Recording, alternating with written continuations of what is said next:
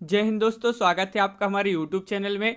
आज की वीडियो में हम लेकर आए हैं आपके लिए यहाँ पर बहुत ही महत्वपूर्ण क्वेश्चन आंसर कवि देव से संबंधित। तो वीडियो को पूरा अवश्य देखना है। अगर आप चैनल पर पहली बार आए हैं तो चैनल को सब्सक्राइब कर लें, वीडियो को लाइक कर लें, ज़्यादा से ज़्यादा वीडियो को शेयर करना है ताकि अन्य लोग भी यह वीडियो देख सकें। तो चलिए देख लेते हैं कवि देव से संबंधित महत्वपूर्ण क्वेश्चन। उससे पहले सेल्फ स्टडी क्लासेस ऐप भी आपको डाउनलोड करना है, जहाँ पर हिंदी साहित्य का संपूर्ण कोर्स, हिंदी साहित्य की टेस्ट सीरीज और आपके लिए यहाँ पर 2020 टेस्ट सीरीज भी फ्री उपलब्ध है। आपके लिए सप्ताह में 2 दिन ये टेस्ट सीरीज होती है, तो इस टेस्ट सीरीज से जुड़ें और हिंदी साहित्य का संपूर्ण कोर्स भी आपके लिए उपलब्ध है बहुत ही कम दामों में। तो सेल्फ स्टडी क्लासेस ऐप आपके लिए डाउनलोड करना है प्ले स्टोर से और अपनी तैयारी को मजबूत बनाना है। तो चलिए देख लेते हैं। कवि देव से संबंधित फर्स्ट क्वेश्चन पूछा है कि अबदा उत्तम काव्य है, मध्य लक्षणालीन, अधम व्यंजना रस बिरस, उल्टी कहत नवीन प्रवीण। उल्टी कहत प्रवीण पंक्तियों के रचनाकार माने जाते हैं। तो कौन माने जाते हैं इन पंक्तियों के रचनाकार? तो देव कवि इन पंक्तियों के रचनाकार माने जाते हैं। बिल्कुल सही। क्वेश्चन नंबर 2 पूछा है कि कवि देव किस काव्यधारा के कवि है? महत्वपूर्ण क्वेश्चन है, कई बार ये क्वेश्चन पूछा गया है और आपका सही आंसर है कवि देव रीतिबद्ध काव्यधारा की प्रमुख कवि माने जाते हैं। देव कवि का जन्म कब हुआ था? क्वेश्चन नंबर 3 पूछा है और 4 विकल्प यहाँ पर दिए गए हैं। देव कवि का जन्म हुआ था, कब हुआ था? तो इनका जन्म हुआ था 1673 ईस्वी में। विकल्प नंबर बी आपका सही आंसर होगा। क्वेश्चन नंबर 4 पूछा है कवि देव सर्वाधिक समय किस शासक के दरबार में रहे? सबसे अधिक समय तक किस शासक के दरबार में रहे, ये आपके लिए बताना है। तो क्वेश्चन नंबर 4 का राइट आंसर है विकल्प नंबर सी, यानी कि भावसेन आपका सही आंसर है। भावसेन के शासक में सर्वाधिक समय तक रही हैं कवि देव। कवि देव का कौन सा ग्रंथ नायिका वेद की दृष्टि से हिंदी का प्रथम ग्रंथ माना जाता है? वह ग्रंथ आपको बताना है, वह कौन सा वह ग्रंथ है।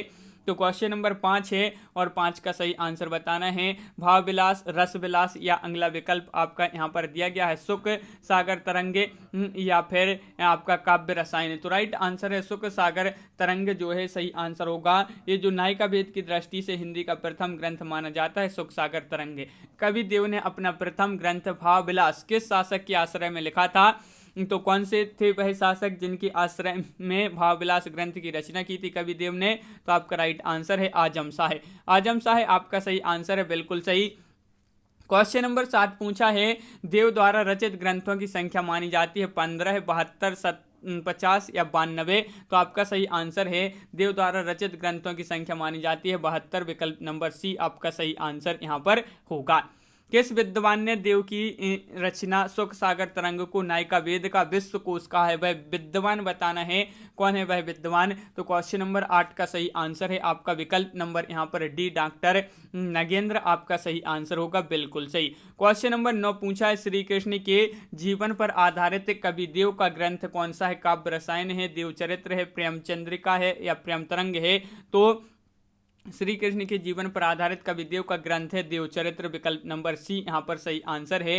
क्वेश्चन नंबर 10 पूछा है देव का काव्य शास्त्रीय संबंधी ग्रंथ कौन सा माना जाता है? काव्य शास्त्रीय संबंधी ग्रंथ माना जाता है तो काव्य रसायन। कौन सा माना जाता है? काव्य रसायन आपका सही आंसर है, बिल्कुल सही। क्वेश्चन नंबर 11 है कवि देव का संगीत संबंधी ग्रंथ माना जाता है। संगीत संबंधी ग्रंथ कौन सा है कवि देव का? तो राइट आंसर है राग रत्नाकर। कौन सा है? राग रत्नाकर। विकल्प नंबर डी यहाँ पर सही आंसर है। कवि देव के जाति विलास ग्रंथ में वर्णन है, किसका वर्णन है? यहाँ पर क्वेश्चन नंबर 12 में बताना है। कवि देव के जाति विलास ग्रंथ में वर्णन है तो विभिन्न जातियों की स्त्रियों का वर्णन इसमें किया गया है। तो विकल्प नंबर आपका यहाँ पर ए जो है सही आंसर होगा। क्वेश्चन नंबर 13 पूछा है कवि देव ने किस नए संचारी भाव की कल्पना की है? विषाद, छल, आस्था या अवहिष्ठता? तो राइट आंसर है क्या है राइट आंसर? तो विकल्प नंबर सी राइट आंसर है, छल राइट आंसर होगा, बिल्कुल सही। कवि देव की प्रारंभिक रचना किस प्रकार की थी? भक्ति परक थी, श्रृंगारिक थी, दास्य भाव की या सखा भाव की? तो कवि देव की प्रारंभिक रचना किस प्रकार की थी? तो आपका राइट आंसर है श्रृंगारिक, बिल्कुल सही राइट आंसर है। क्वेश्चन नंबर 15 है देव घनाक्षरी छंद में कितने वर्ण होती हैं? 32, 33, 34 या 35 वर्ण होते हैं, ये बताना है। देव घनाक्षरी छंद में कितने वर्ण होते हैं? तो इसमें 33 वर्ण होते हैं। विकल्प नंबर बी आपका सही आंसर होगा, बिल्कुल सही। क्वेश्चन नंबर आपका यहाँ पर अगला 16वां क्वेश्चन क्या पूछा गया है? तो यहाँ पर दिया गया है क्वेश्चन नंबर 16 देख लेते हैं। देखिए कि कवि देव का जन्म कहाँ हुआ था। महत्वपूर्ण क्वेश्चन है अपना यहाँ पर। और कवि देव का जन्म हुआ था कहां पर? इटावा। इटावा उत्तर प्रदेश आपका सही आंसर है, विकल्प नंबर बी यहां पर सही आंसर होगा, बिल्कुल सही। कवि देव का मूल नाम क्या था? तो इनका मूल नाम बताना है। कवि देव का मूल नाम था, क्या नाम था? देवदत्त द्विवेदी। देवदत्त द्विवेदी इनका मूल नाम था, बिल्कुल सही। क्वेश्चन नंबर 18 वह पूछा है किस रीतिकालीन कवि को हिंदी का मम्मट कहा जाता है? मोस्ट इंपोर्टेंट क्वेश्चन है कि किस रीतिकालीन कवि को हिंदी का मम्मट कहा जाता है? तो आपका सही आंसर हिंदी का मम्मट कहा जाता है कवि देव को, बिल्कुल सही। क्वेश्चन नंबर 19 पूछा है कवि देव के काव्य की भाषा क्या है? अपभ्रंश भाषा है, खड़ी बोली है, अवधी भाषा है या ब्रज भाषा है? कवि देव के काव्य की भाषा पूछा है तो ब्रज भाषा आपका सही आंसर यहां पर होगा। क्वेश्चन नंबर 21 पूछा है कवि देव ने अपने काव्य में क्या नाम लिखा है? कवि देव या फिर देवदत्त द्विवेदी या देवानंद द्विवेदी? तो कवि देव ने अपने काव्य में क्या नाम लिखा है? कवि देव आपका सही आंसर है, विकल्प नंबर आपका सी यहां पर सही आंसर होगा। क्वेश्चन नंबर 22 पूछा है कवि देव के गुरु का नाम था परमानंद केशव राय या हित हरिवंश या हरिप्रसाद? तो क्वेश्चन नंबर 22 का सही आंसर है आपका विकल्प नंबर बी राइट आंसर है। कवि देव के गुरु का नाम था हित हरिवंश, विकल्प नंबर बी सही आंसर होगा। रीतिकाल में सर्वाधिक आश्रय दाताओं की शरण में रहने वाले कवि हैं।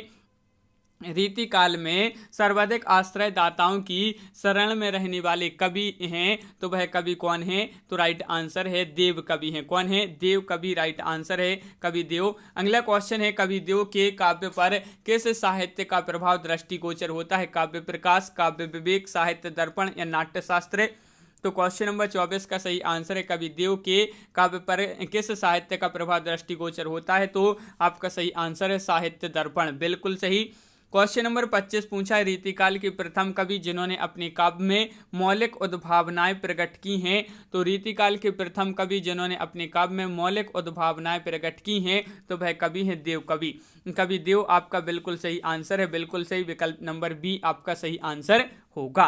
क्वेश्चन नंबर 26 पूछा है मिस्र बंधुओं ने कवि देव को अपने ग्रंथ हिंदी नवरत्न में कौन सा स्थान दिया है? तीसरा, पांचवा, चौथा या छठा? तो राइट आंसर है मिस्र बंधुओं ने कवि देव को अपने ग्रंथ में हिंदी ग्रंथ कौन सा? हिंदी नवरत्न में तीसरा स्थान दिया है, तो विकल्प नंबर 1 सही आंसर है। कवि देव ने किस रस को मूल रस माना है? क्वेश्चन नंबर 27वां क्वेश्चन पूछा है, तो और इसका जो सही आंसर है वह राइट आंसर कवि देव ने किस रस को मूल रस माना है, तो वह रस कौन सा है? तो 27 का आपका बी राइट आंसर है, यानी कि श्रृंगार रस आपका सही आंसर होगा। कवि देव ने कितने काव्य गुण माने हैं? क्वेश्चन नंबर 28 का सही आंसर बताना है, और 28 का सही आंसर है कवि देव ने कितने काव्य गुण माने हैं? तो इन्होंने 12 काव्य गुण माने हैं, विकल्प नंबर सी यहाँ पर सही आंसर होगा। क्वेश्चन नंबर 29 पूछा है कवि देव के ग्रंथ भावविलास का रचना काल है, तो 29 का सही आंसर बताना है।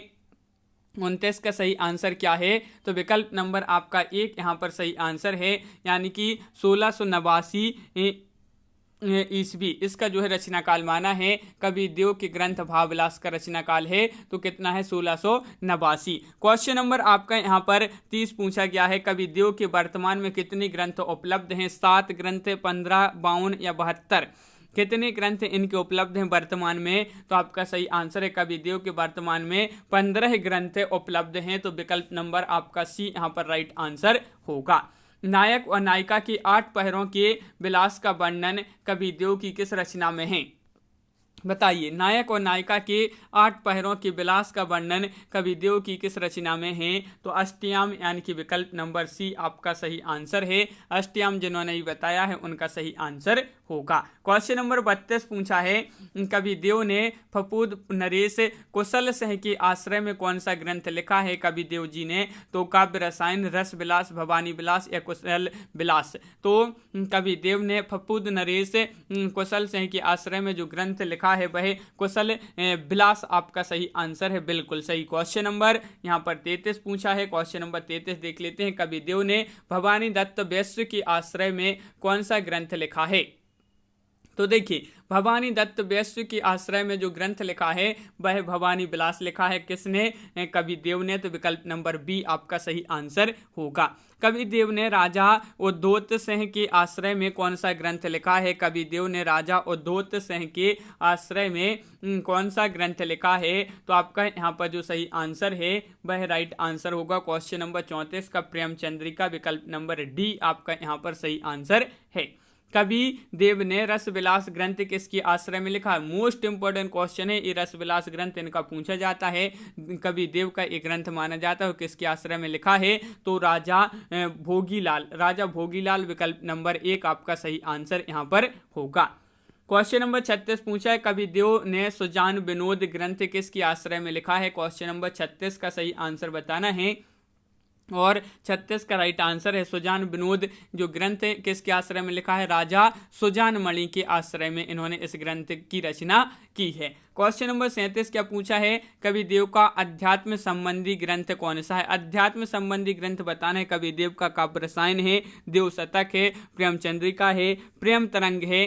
तो आपका सही आंसर है यहाँ पर देव शतक सही आंसर होगा। विकल्प नंबर सी ये जो है अध्यात्म संबंधी ग्रंथ माना जाता है कवि देव का। क्वेश्चन नंबर 38 पूछा है, कवि देव ने कृष्ण कवि के संस्कृत नाटक प्रबोध चंद्रोदय का किस नाम से पद्यानुवाद किया है? किसने? कवि देव ने। कृष्ण कवि के संस्कृत नाटक है प्रबोध चंद्रोदय और इसका किस नाम से पद्यानुवाद किया है? तो आपका सही आंसर है देव माया प्रपंच आपका सही आंसर होगा। विकल्प नंबर डी।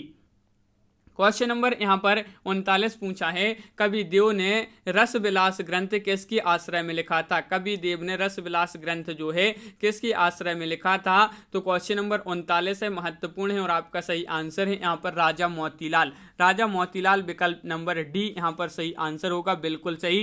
क्वेश्चन नंबर 40 पूछा है, यहाँ पर क्या पूछा है कि